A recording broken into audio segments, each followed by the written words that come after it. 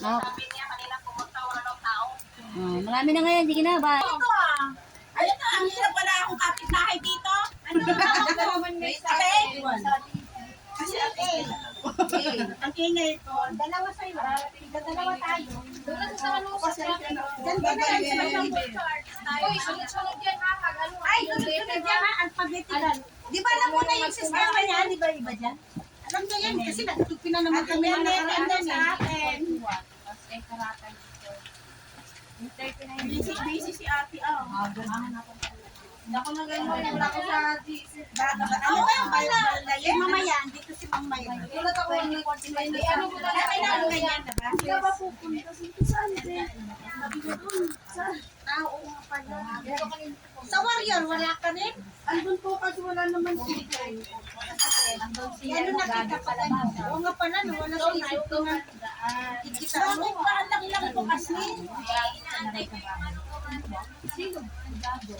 Ano bang perfect number? Labayan, abayan ba yan? Bayin. Ano bang perfect number na number?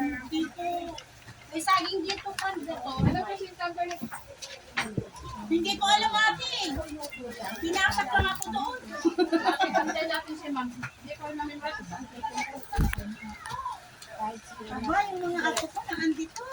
Kaya ba alis na? Siyempre kasama sa halas po tayo. Kung kayo ilang. Mabibigay natin si boy. Labayan. 2015. Ano po ate? Yung mga ito, hindi mo lang ako pinagsak.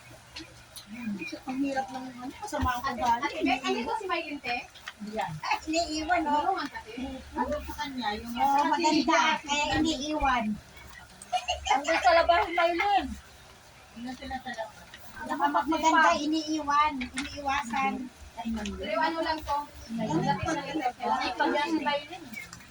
Siya nga na tumulong sa amin nung dati.